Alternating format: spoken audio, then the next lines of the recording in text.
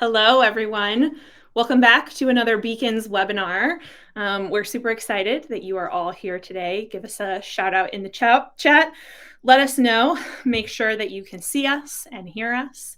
If you are having sound or video challenges, make sure you let us know. I will admit we've had some in the past and you guys have called me out on it and it's been really helpful. So appreciate that. Good to see you all here. Just a quick housekeeping reminder, we love the chat, but if you have questions that you officially want Kristen to answer at the end of this, please make sure you put them in the Q&A box, which you can find under the chat icon over on the right-hand side of your screen. And with that, I'm super excited to have Kristen here with us today. I'm going to give her just a tiny bit of an intro, but I probably won't do all of her experience and expertise justice. And then I will turn it over to her to give you guys the education that you are here for. So Kristen is a creator monetization coach, and she's the founder of a community called Your Soulcialmate. She started this company after selling her first business for $100K at 25 years old. Incredible. And since then, she has generated almost $500,000 in her creator business as a micro-influencer. So we are all super lucky to be here with you today, Kristen, and super excited to learn from you. And with that, I'm going to give it to you to say hello and take us into your presentation. Yes. Alrighty. I'm going to get my screen shared. Perfect. Okay, let's get some thumbs up in the comments. Let me know you guys can see this presentation, right? Everyone can see it? We're doing good? I am super excited to be here today. Thank you for the great introduction. Today we're going to be talking about something that I know a lot of you guys struggle with. I know this because I myself have very much struggled with it in the past, as well as many of the students that I have worked with in my few years of being a creator coach here. And that is cold pitching. So I want to hear from you guys first in the chat. How many people are sending cold pitch emails right now? And how many responses are you getting? My guess is that you're probably sending a decent amount of cold pitches and maybe you're not getting a lot of responses, or you're getting like the responses like, oh, we'll keep your media kit on file. Or maybe you are not sending cold pitches because you can never find the time. Like somehow it always ends up on the back burner. So we're going to talk about a totally different way to approach this. And this is something that I created back in 2022 called the anti-pitch method, because honestly, I'm very much anti-pitch. I just simply do not have the time, the brain capacity, none of it for cold pitching. Before we dive into that, I want to give you a little bit of information about me and what I do and why you're even here listening to me. I am a creator monetization coach at Your Soulcialmate. I founded the company back in 2020 after I was having so many conversations with creators about how difficult it is for them, or was for them, to navigate the creator economy where they're actually making money for the content that they're creating, whether that be through sponsored posts, through UGC, through working with brands in consulting capacities, whatever it might be. We're working super hard. We want to actually make money for all of the stuff that we're doing, right? So I work with a lot of content creators, small business owners, really anyone who's creating content on the internet in order to monetize. And I help them try and figure out how they can actually do that more consistently, because again, we want to have a full-time income. We want to be able to do this and not just have like one really good month, we quit our job, and then we're like, uh-oh, we're not making any money. This is not how we planned it to be. So we want to have sustainable business growth, sustainable income. So I first want to hear from you guys. How many of you are using LinkedIn as a creator? If you're using LinkedIn for your 9-to-5, that's fine. But I'm talking about as a creator. Let me know in the chat how many people are utilizing LinkedIn pretty actively. How many of you are using it to post on? Maybe you're using it to have conversations with brands. Maybe you are doing sponsored posts on LinkedIn. How many people are actually using LinkedIn? Honestly, I ask this question very often. I feel like it's actually not a lot of creators who are utilizing the platform, which makes sense to me because a lot of people look at LinkedIn and think like, oh, this is a super businessy platform. Like If I'm not working in corporate, or if I'm not the CEO of a company, I don't need to be spending time here. But that is so far from the truth. You have a great point here. I have it, but I don't know what to post. Okay, so we're going to talk about all things LinkedIn, because LinkedIn is actually a huge part of the anti-pitch method.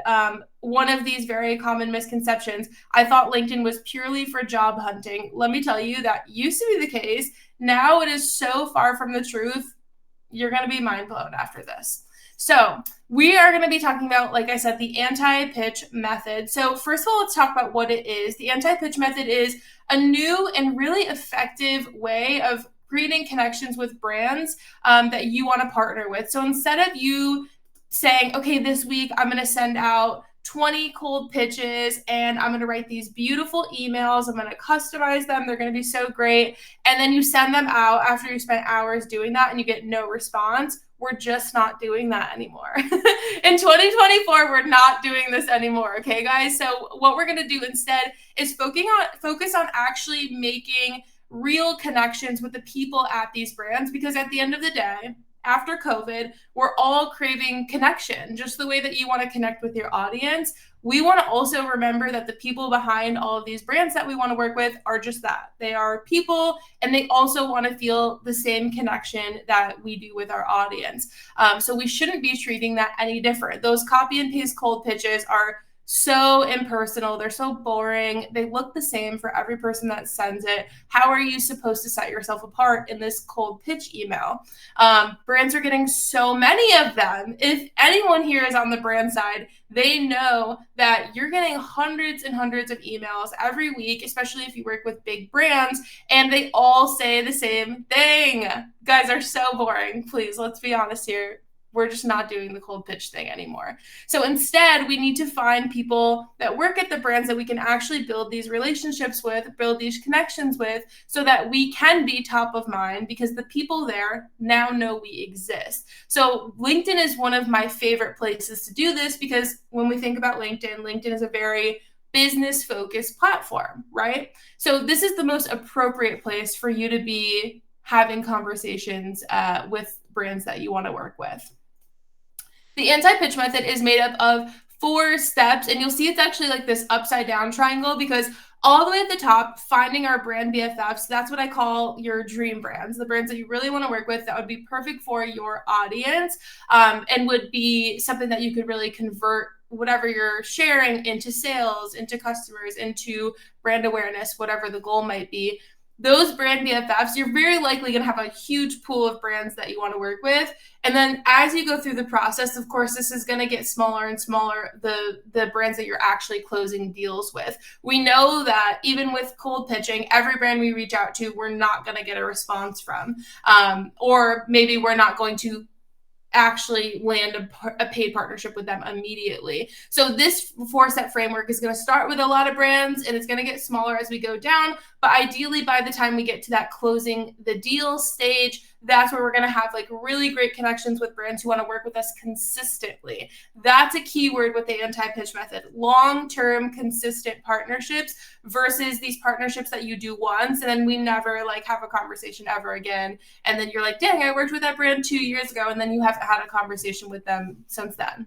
Why are we wasting that connection? So we want to have more long-term, consistent partnerships. So we're going to find those brands that we want to work with. We're going to warm up the brand, which is what I call really that time that you're spending with them, to let them know that you exist, let them know that you're excited about their brand, that you're loyal to it. And then we are going to initiate some sort of conversation where you can learn a little bit more about that brand, figure out what it is they need so that you can see if you can provide that. And then ideally, you're going to get to the point where you close the deal. And after you've learned about those brands' needs, you can send a proposal and say, hey, I know you said you needed all of this. Guess what? I can provide all of it. Here are all my ideas. Here's my proposal. You send it off, and hopefully you're signing a contract. So that's the 4-step framework that we're going to go through today of what we call the anti-pitch method. So that first step is going to be finding the brands that you want to work with, but also because we're using LinkedIn as a platform to connect with brands here, we obviously want to make sure that your LinkedIn isn't like abandoned and has, like it's old and there's nothing happening there. We want to show like some proof of life here, show that you're active and that you are keeping up with the platform. Actually, before I go any further, I do want to make one note here. A lot of people, when they hear, okay, Kristen wants me to use LinkedIn, they're like, no, come on, not another platform. Like, I don't have the time. I don't have the mental capacity.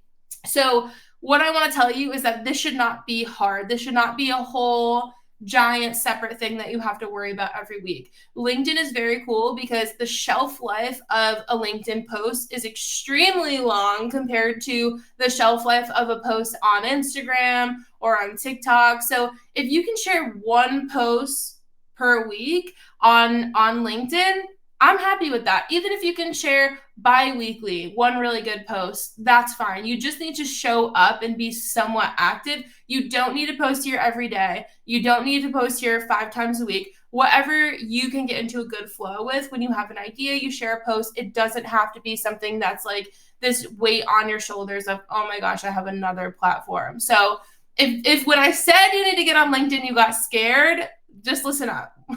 Wait for me.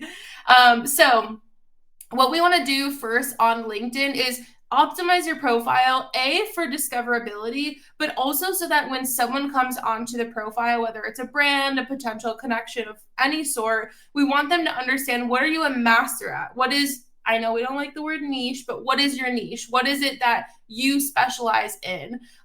So when we think about discoverability and search, there are so many different areas in your LinkedIn profile that you can set up with keywords, just like we would in our Instagram or TikTok bios, so that you can be more easily discovered on the platform. So for example, on my headline in my LinkedIn, mine will say, content creator, it will say podcast host, it will say Creator Monetization Coach, because those are all different words that people might type in that I want to come up in those search results. So you want to make sure it's optimized with keywords. And if you're like, okay, cool, I get keywords, but where am I supposed to put them?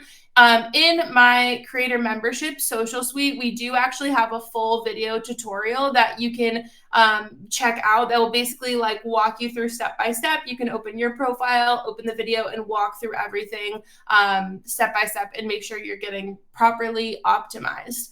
The other thing too is, again, we do want to make it very clear what it is that is your niche, what you're a master at. So if you are someone with a 9-to-5 job who's using LinkedIn currently, that might be something you want to consider on, is it confusing if I'm talking about creator stuff on my profile as a nurse or whatever it might be? So if your 9-to-5 job is extremely different from the topics you're sharing, the content you're sharing on your Instagram, your TikTok, whatever it is, I would highly recommend just starting a separate profile so that you can keep the two very separate.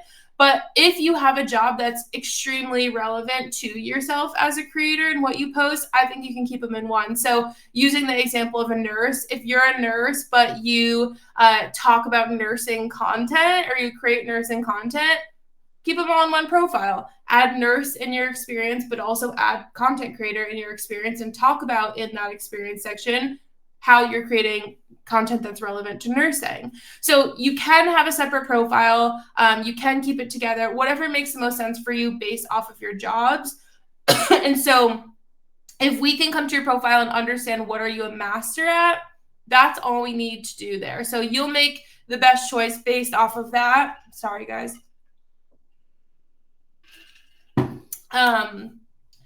You'll make the best choice based off of that, what you are a master at. Is it clear? And like I said, we need to keep your LinkedIn active. Okay. We talked about separate profiles for 9-to-5. How often should you post? Like I said, the algorithm on LinkedIn is so much more forgiving. You don't need to post every day. You don't need to post like 5 times a week. Post twice a month, post 4 times a month, whatever you can consistently stick to, just to show that your profile is active. That's totally fine. Now, how many people, I want to hear in the chat, are confused about what they should be posting on LinkedIn? Let me get like a thumbs up emoji if you're like, uh-oh, I will go on there, I'll do it, but I just don't know what I should be posting there.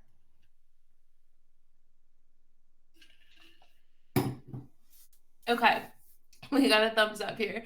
Yeah, a few of them. Yeah, and I think this is again like not uncommon. So when you are thinking about what the heck should I be posting on LinkedIn? The best thing I can tell you is this is a business platform. So we want to know how you're running your business, right? So I'm just going to run with the nursing content creator example. If you're a nursing content creator, I want to see how you get your ideas and how you can fill in a hospital. And I want to see like, when do you create your content outside of your nursing job? Like, I want to hear about how you are running your business. I want to hear like stories. I want to hear tips. I want to hear anything that's going to be like, wow, that's a really cool perspective. One thing, Connie, this is so perfect. You're a nurse. There you go.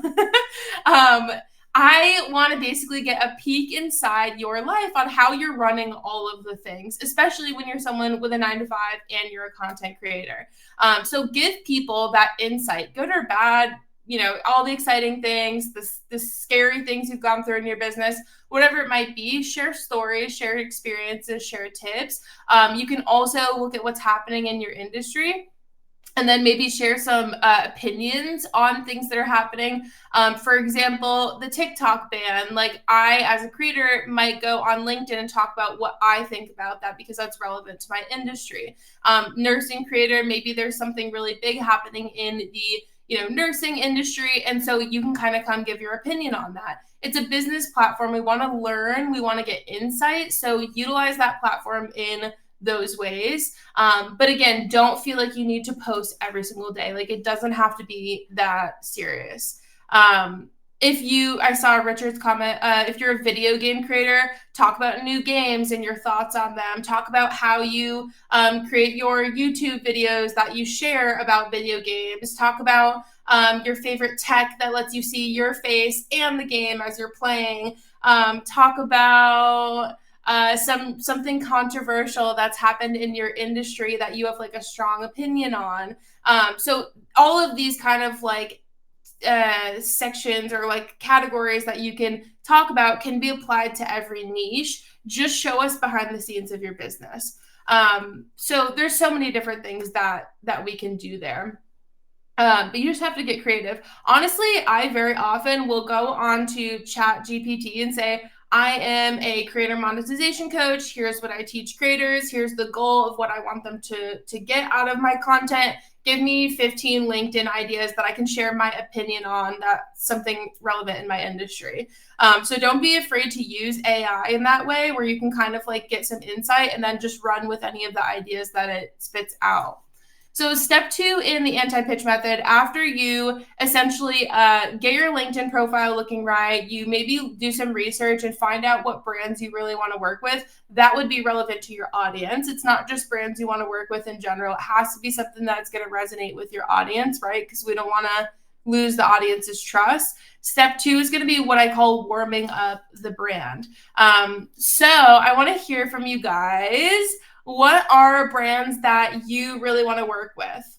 I actually did a post today on Instagram and I said, if you could work with one brand for the rest of your life and you got paid super fairly from them, they, paid your bills, what would the brand be? And I want to hear your answers. There were some really good answers in there. So if you had like dream brand that you really, really want to work with, what is that brand? I honestly, I couldn't even answer this for myself because there's so many good ones. Premier Protein, that's a good one. Free protein shakes for life. We love that. Sierra Nevada Brewing, Nike, that's a good one. Apple. Yeah, lots of good ones, guys. Good news, Isabel. The good news is that you can work with any of these brands if you find the right person and build a relationship with them, right?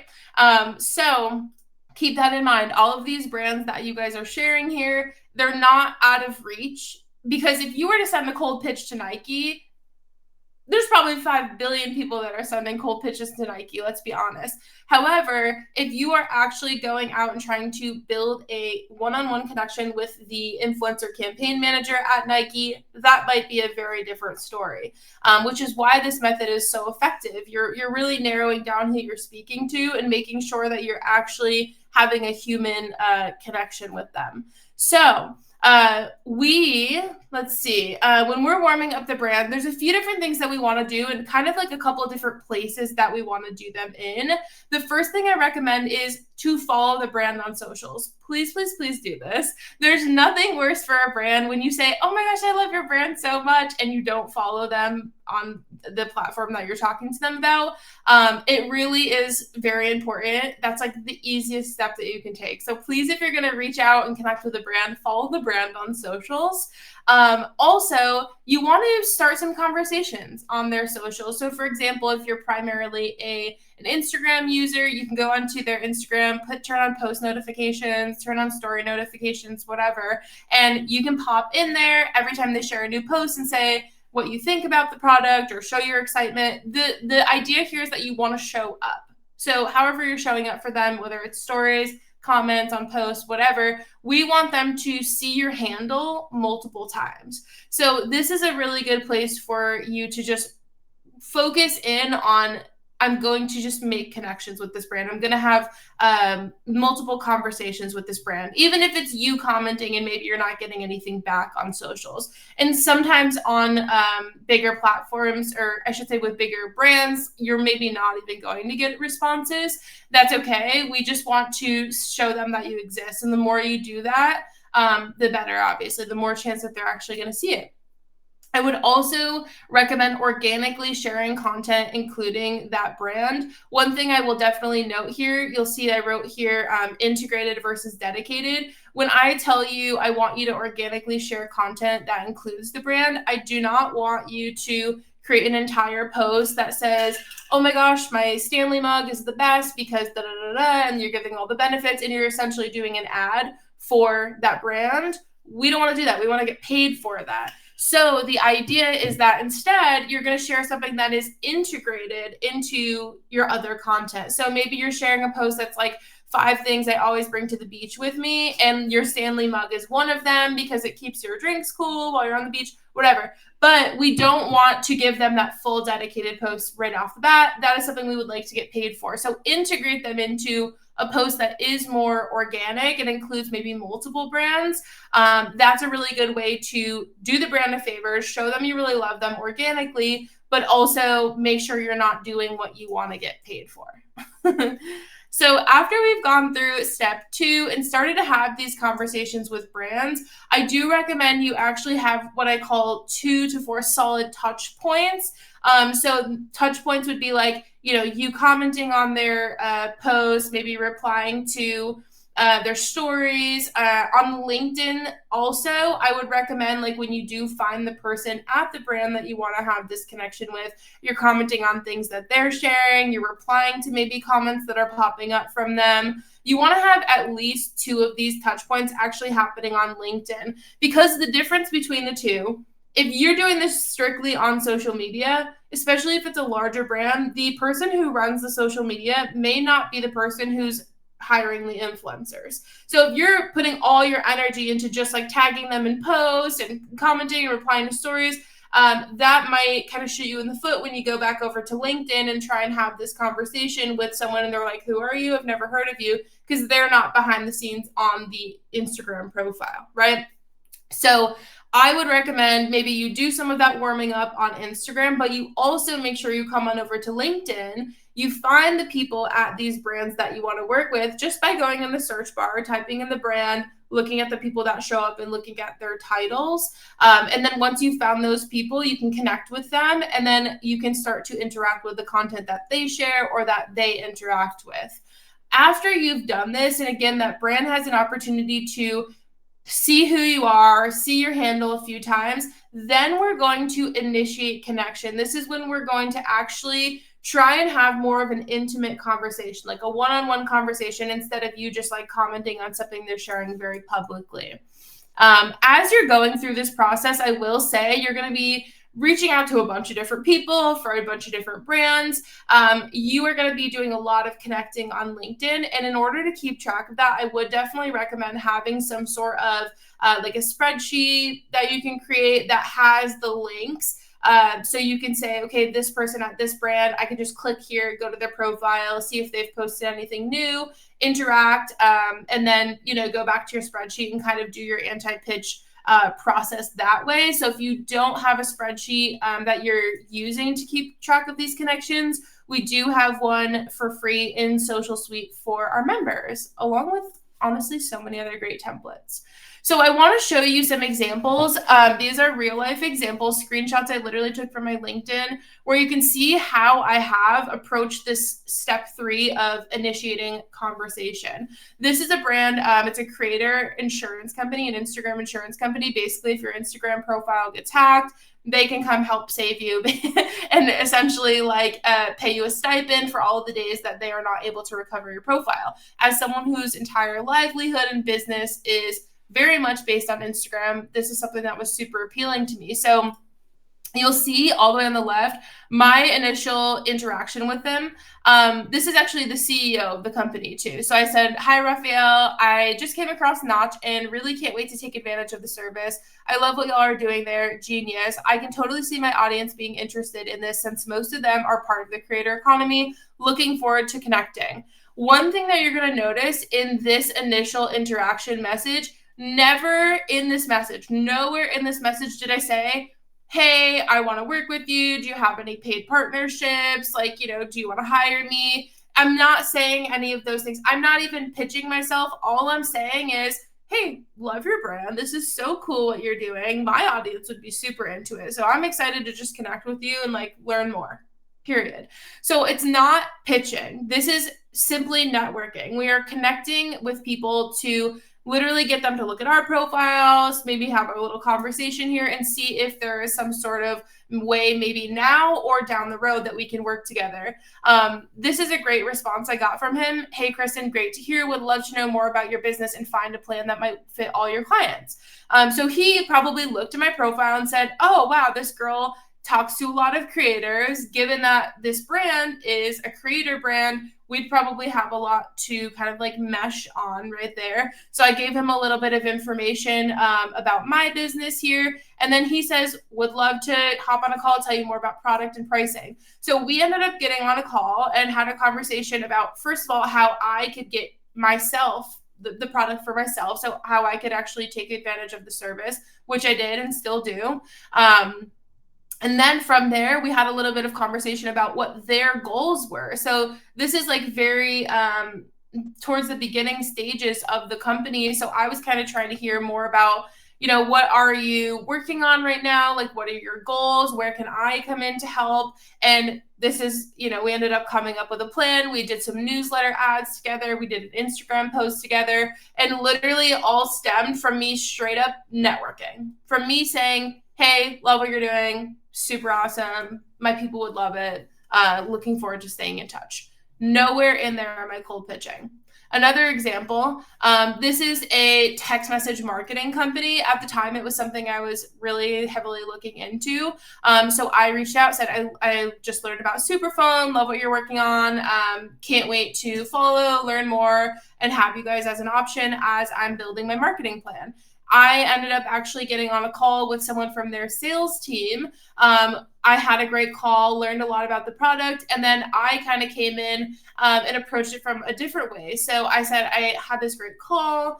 He answered all my questions. I would love to talk about actually working together because my audience is going to be super interested in this. And then I came in with my favorite line, do you have 15 minutes in the next few weeks? So first of all, instead of saying hey, I'd love to hop on a call with you, soon, do you have any time this week? I'm giving him, first of all, a very small amount of time that I need from him. I don't need to be on the phone with him for an hour. Do you have 15 minutes? And then I said, in the next few weeks. So instead of saying, hey, it's Wednesday, but do you have any time this week? I'm not asking him to fit me in the next 2 days. I'm saying in the next few weeks, do you have 15 minutes? Very few people are going to say, no, I don't have 15 minutes in the next 3 weeks.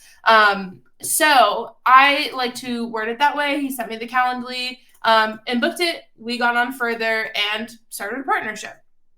Another example, this is a company that I actually started working with in 2022, and I still today work with. They're the company that has, in the last 2 years, paid out the most money into my business, and I've worked with them in so many different capacities. I've done panels with them, I've done workshops with them, I've done sponsored posts, I've done podcast ads, like literally so many different things, and it all stemmed from this one message. I just said, I love what you're doing at Thinkific. Looking forward to seeing what's going on.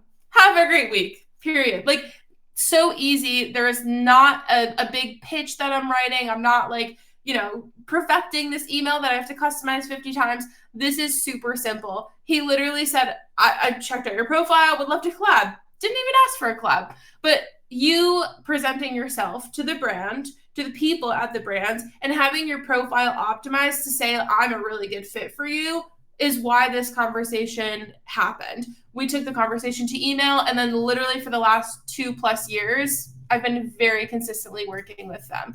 It's crazy to see that it literally stemmed from this message. This is another example, same thing. I love what you're doing with creators at Contra. Looking forward to staying connected, keeping updated, whatever. Again, we had a conversation, had a conversation off of LinkedIn, actually got on a call, and eventually we have partnered. But I will say with this one, this is actually a really good example. You'll see here, let's stay in touch. Maybe we can find a way to partner in the future. So this one was not instant gratification. She didn't instantly give me her Calendly link and say, go book a call, whatever. And that's fine, because with the anti-pitch method, it's not always going to be instant gratification. Just like it's not when you're cold pitching. You don't know what's going on behind the scenes at all of these brands. How can you pitch them and expect that they're immediately going to spend money on you? You have no idea if they just finished hiring all their creators, if they just ran out of budget. You don't know those things behind the scenes. So the point is for you to have these conversations, network with them, so that when partnerships do come up, then you're top of mind. This is a funny conversation that I had, because literally we ended up working together a while after this first conversation. This was maybe like probably a year ago, 8 months ago. And literally just last month, this same person, who is actually at a different company now, reached back out to me for a different partnership. So that's the other really cool thing to think about, is like when you're connecting with the people at the brands, now those people you can follow them around if they're going to different companies and moving their position to different companies, whatever it might be, so that you're not just connected with the brand, you're actually connected with the people. So in case they do move, you are still going to be someone that they know, that they can reach out to. This is, I think, my last example here. This is actually someone who ended up reaching out to me. And this will happen too. If you are building out your LinkedIn profile, you're keeping active on the platform, you're going to get approached for partnerships. It's going to happen. I've seen it happen so many times to the creators that I work with. Over time, the more you're really mastering this platform, the more you're spending time here, the more you're positioning yourself as an expert in your niche. When they type in, nursing content creator, and you come up in the search results, they look at your profile and go, oh my gosh, this person is so professional. Like, look at all these like great opinions they have, their expertise. Like, it's such a beautiful presentation of you and your expertise on LinkedIn. And this is very likely why this conversation even happened. And again, did lead into a paid partnership for me. So after this process, the idea is that you're going to be able to close these deals. You're going to have the conversations, whether you get on a call, you do it through LinkedIn, whatever it might be. Once you find out the brand's goals, the idea here is that you want to close the deal. So in my personal experience and the experience of so many other creators that I've worked with, specifically teaching the anti-pitch method, I recommend getting on calls. So if you have a conversation with a brand on LinkedIn and you say, hey, do you have that 15 minutes in the next few weeks? You get on a call with the brand. I know this can be scary at first, but it's truly the best place to build connections, because if you and I have a conversation over email, it's going to be a very different conversation, a very potentially even boring conversation compared to what's going to happen if we get on a one-on-one call. I have had one-on-one calls with brands where we've like talked about our dogs. We've talked about like, different things in their city or that I would love to see. Or, oh my gosh, I just had a friend who visited there. Like you have so many of these like different conversation pieces that you can connect on with the people at the brands versus just in your emails where everything is sometimes like pretty bland. So when you do get on calls, you're going to very likely have introductions where you say, hey, this is me, this is what I do. The brand might tell you about them, what the brand does. Your biggest goal on these brand calls is to understand what their goals are. So if the brand says, yeah, right now we're actually pausing all of our sponsored posts and we are strictly focusing on UGC, like we're just going hard in that, putting a ton of ad spend behind it, yada, yada, yada. You know that when you send them a proposal after this call, it's not going to be about sponsored posts. It's going to be about UGC. Here's all the different packages that I can put together based off of what you just told me your goals are. So I always try and figure this out, ask a lot of questions about what they're working on. And then also I will typically close with a, hey, do you mind if I send you a proposal on how I can actually like help to reach those goals that you just told me about? And very likely they're going to be like, yeah, sure, send it over. And so you can actually send over a proposal. And I know a lot of people who are working with brands right now are like just sending their rates in the email, and that's fine. There's nothing really wrong with that. But I do think it brings you to a whole new level of professionalism if you are sending an actual like PDF proposal. In Social Suite, again, we do have a free template that you can literally just like fill in the blanks on. I would be including like some stats that are things maybe you would put on your media kit. So like about your demographic, your views, your reach, whatever.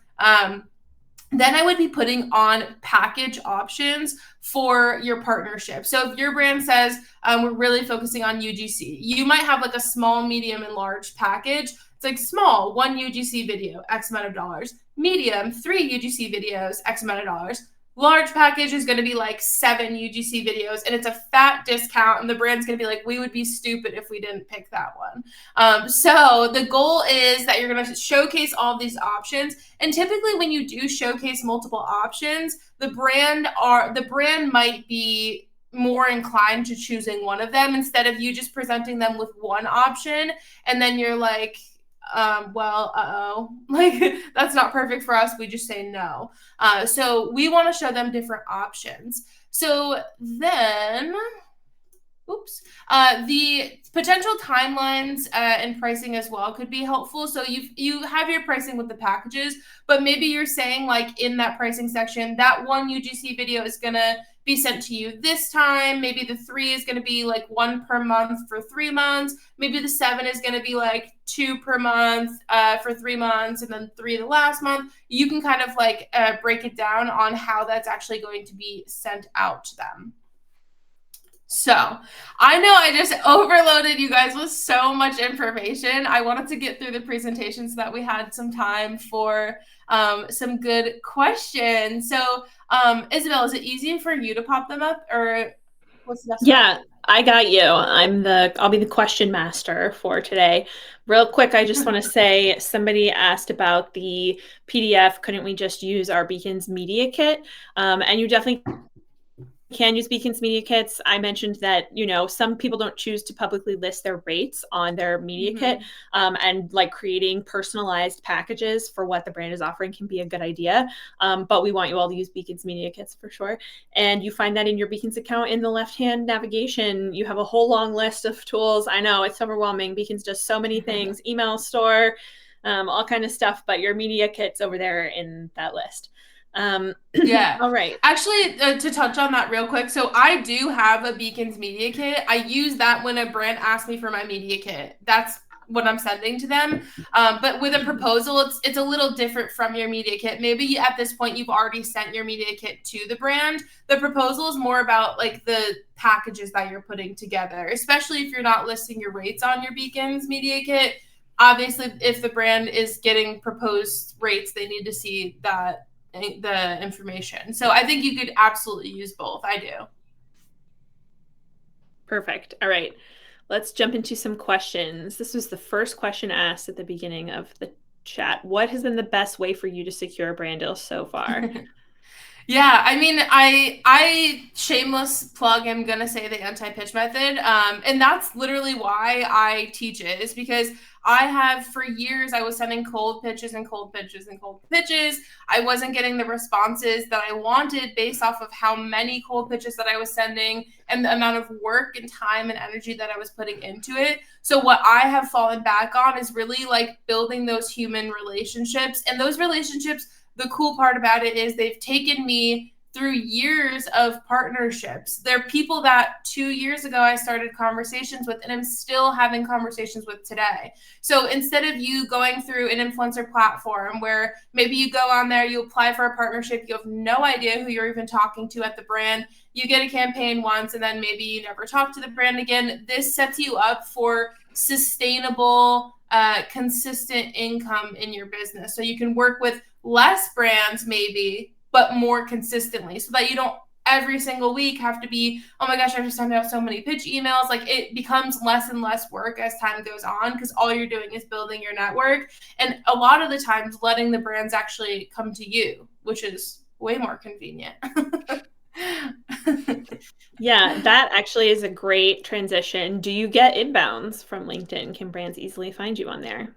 Yeah, so one of the examples that I had shown was someone who literally had found my profile. And this is where your LinkedIn optimization, the profile optimization comes into play, because if you have a profile that has like no keywords in it, it's not completed, it's not optimized, people are never going to find you in search results. But one thing I will say, first of all, yes, have an optimized profile. But with the LinkedIn algorithm, the way that it works is, so if I share a post and Isabel comments on it, my post is going to go on anyone who follows Isabel's feed.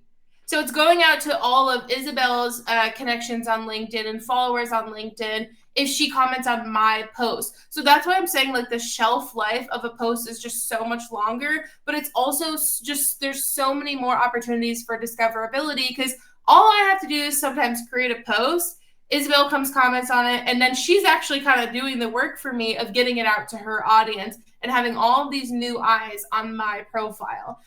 Very often on LinkedIn, that's how I find new brands to even connect with, is like people I'm already connected with have commented on something of theirs, and I'm like, oh, who's this? What's this brand? And then I, form connections from there. So it's kind of like this like chain reaction. Like it just keeps going and going and going. But that's what's nice about it, is you don't have to create so much content in order for you to consistently be getting inbounds and new connections. Yeah, we got a couple of similar questions that you sort of addressed, but should I create a separate business creator LinkedIn Mm-hmm. profile, or should I use my already existing one? And then, where did it go? Should I make one LinkedIn profile for my social media? Because I Mm-hmm. already have a professional one for my job. So similar. Yeah. Yeah, the best thing that I can say there, I think this is personal preference. There are some people that I work with who they want to keep their job totally separate. Like they don't even want their like people they work with to know that they are creators. Or maybe it's just like, again, such a different topic. There's no crossover whatsoever. In that case, I would just create a separate profile. Maybe one of them is like my profile as a nurse, and then one of them is my profile strictly as a creator. If I'm a creator who maybe talks about soccer and I'm a nurse, so like if there's no crossover whatsoever, I would create a separate profile. And maybe you just focus all your connections on that creator profile, on people who are going to be interested in potentially working with you, other creators, other people in your industry, your niche. But if they are very different, it will get a little confusing on the people that you're connecting with. Like, are they for my professional job? Are they for my creator job? Like, there could be a little bit of confusion there. So if they're different, I would definitely separate them. Good advice. How do I message them on LinkedIn? Do I need LinkedIn premium subscription to send messages? Yeah, this is a great question. I actually, for probably 2.5 years, did not upgrade to premium. The only reason I upgraded to premium is simply out of curiosity. I was like, this is a business expense. I'm going to try it out and see if there's any differences. I honestly, personally don't feel like there's a lot of differences where it would be worth the 500 whatever dollars it is a year to subscribe. But one thing that will happen on the free LinkedIn version, if you're sending a lot of connections and connection messages, you're going to hit a limit eventually where you can't send more of them. So it's a lot. You would have to send a lot for you to get to that point. But I have had some creators get to that point and then say, is it worth it for me to do premium? And honestly, I think since doing it, I do really like it because I can actually not ever have to worry about that. So that is definitely very helpful. And I think the other part of that question was about messaging people when you do connect. So when you find someone you want to connect with on LinkedIn, there's a connect button and a follow button. They're two different things. Following is like if you followed someone on Instagram, it's not a mutual follow necessarily unless they follow you back. Connecting is more of like a Facebook friend where if you connect with them, it's a mutual connection. So you're both like following each other. So in that case, when you do actually go to connect with someone, not follow, connect. When you go to make that mutual connection, and that's what I would recommend doing, it adds like a little box that pops up and will say, do you want to leave a note? And that's actually all of those first messages that you saw here. So like, let's go this one right here, this one right here, this one, this one. Those are all different messages that I sent in that little connection message when I was first connecting with the brand. So yes, I would definitely put a message there, but it's not a pitch. Just remember that it's not supposed to be like, hey, work with me. It's literally just maybe a compliment about something they're working on, like do some research, figure out what's happening in their world, and then maybe you come on over and start a conversation about that. Perfect. Another great transition. How did you decide on those people? Yeah, that's a great question. So when you go on LinkedIn and you type in the brand that you want to work with, you are going to see, you'll hit people and you'll see just a giant list of everyone who works at that company that has it on their LinkedIn profile. So when you're there, I would highly recommend looking for people. First of all, if it's a bigger company, you could probably find a very specific job title related to influencer, campaign management, influencer manager, influencer marketing.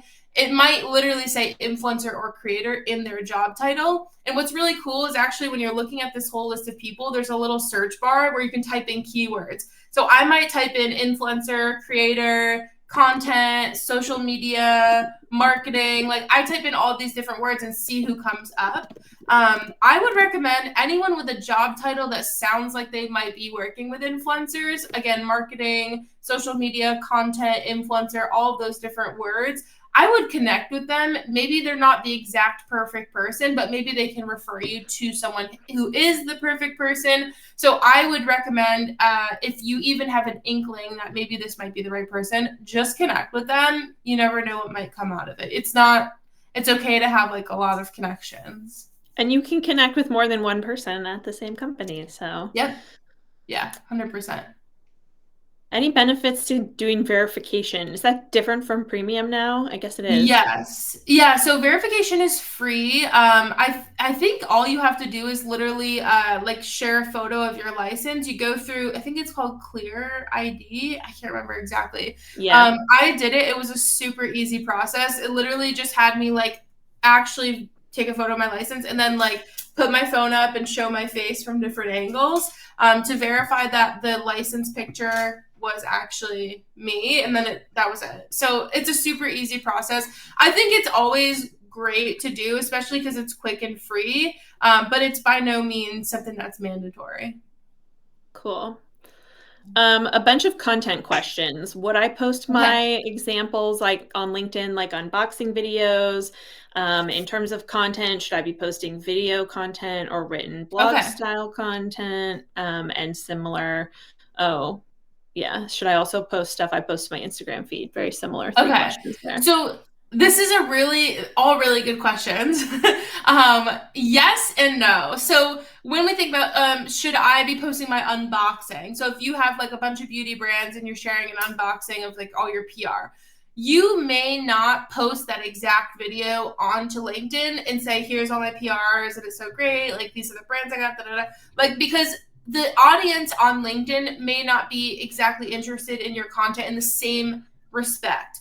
Your people on Instagram probably want to see those unboxing because they want to buy beauty products. Whereas your people on LinkedIn maybe want to hear about your unboxing, but then also hear about how you connected with those brands to get the unboxing. It's almost like give us the business, give us the like behind the scenes of whatever it is that you want to share. So a lot of the times what I recommend doing with any partnerships that you do, if you do a sponsorship with a brand, I would come on over to LinkedIn and I would say, here's the content, but also here's why I was such a good fit. Here's how it went. Here are our results. Here's how I connected with the brand. Like, and really give us the whole process that you got to the finished product with. So I hope that is a good answer. And also when we think about video content too, LinkedIn right now, I think, is fairly video friendly, but they're actually working on creating an entire video feed similar to like YouTube Shorts feed or TikTok feed.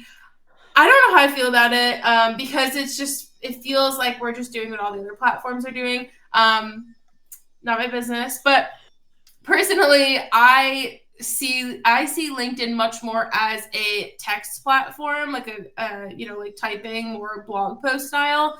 But when we say blog post, this isn't like write us an entire giant blog post necessarily. We don't want to see big, giant, scary paragraphs on LinkedIn. Like, we want like short paragraphs, 1 line, 2 line, like break it up and make it very easily digestible. Because if it's big, scary paragraphs, chances are we're going to be like, this feels very overwhelming. I'm going to keep scrolling.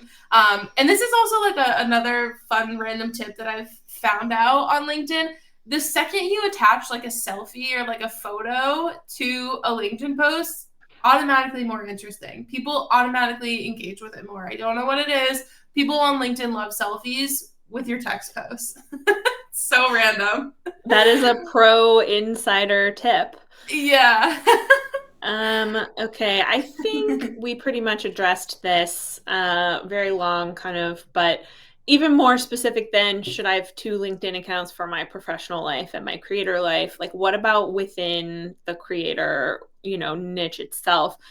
I have a lifestyle and wellness channel and I have a separate channel for creator economy and marketing. Would I make 2 separate LinkedIn accounts for both of these? I wouldn't, but I would be talking a lot on LinkedIn about how you're managing 2 channels, like, what you're doing on both of them. Think of it as like the social media, like the Instagram, the YouTube, the TikTok, that's like your final product. LinkedIn is like, show us the behind the scenes of it. So I don't think you necessarily need to have 2 profiles, but I do think you need to show us like your business of, I didn't see the name, but whatever the name, like your name was. This is Kristen Bousquet as a business, but this is like all the stuff that I'm putting out to everyone else. It's almost like LinkedIn is like the insider group that's getting all of like the tea of what's happening in the business, whereas like Instagram, TikTok, YouTube is kind of getting more of the finished product, if that makes sense. Yeah, so the answer to this question then would be yes. I think this is asking like, would it be a good idea as a gaming creator to talk on LinkedIn about how certain brands or equipment add to your streams? That's exactly what Kristen is saying. Yes. Perfect. Yep, 100%. Yep. This is a question about your community. Do you support international creators? Yeah, we do actually have quite a few international creators in the group. The cool thing about Social Suite is that there's so much variety in there of what everyone gets out of it. So we have community forums, which anytime you have questions, you can pop in here. We have a great community manager, Molly, as well as myself, who are in there. We answer every single question. So a lot of times creators will be like, hey, Kristen, just got this contract from a brand. Like, is there anything I should change in here? Or, hey, I want to work with this brand. This is what they said to me. What should I charge? Like, all of these questions that you have about partnerships, about just monetizing in general. We have a lot of creators who are like creating digital products, building websites, whatever. All of those questions happen in the community forums, but they also happen in our live group calls. So we have at least 2 live group calls every week with specific workshops. on a bunch of different topics. They're always at like different times, different days to get the most variety of people that can make them. And then we also have this whole resources bank. So there's ebooks, templates, tutorials, scripts. I mean, there's like over 50 different resources in there that would be relevant to anyone who is a creator, any niche, any platform that you're on. So yes, very lots of variety in who can be in there and what you're going to get out of Social Suite. Excellent. And I saved this one. It wasn't the last question asked, but I thought it would be a good last question. So Ooh. some kind words from Tyler with a good follow-up question. This is a genius method. It really is. And thank you for sharing it with us. Do you have a high success rate with your outreach, or do you find yourself more planting seeds for future projects? So I like that question, kind of juxtaposing, is this method for current conversion or like relationship building for the future? Every interaction is going to be different. I don't think there's like something that I see is always happening one way. So even from the examples that I shared, like there were some of them where we got on calls and immediately had a partnership that went through. There also have been calls where I've gotten on a call, we've had really good interaction, and they've said, we want to do this, but like we can't right now. And then we've circled back. So there will be still like maybe some follow-ups that you send, or like a couple of months later, hey, how's everything going? Like, you want to get on another 15-minute? Just, I'd love to hear again what you guys are still working on. So just like cold pitching, I don't think that's really very different, where we still, and on the initial connection with the brand, don't know what they're working on right at that exact minute. So it's impossible for you to reach out to them and expect that you're always going to have like immediate partnerships. The success rate in general, I think, is very high, but some of the partnerships may take longer to come to fruition just based off of what's actually happening behind the scenes at the brand.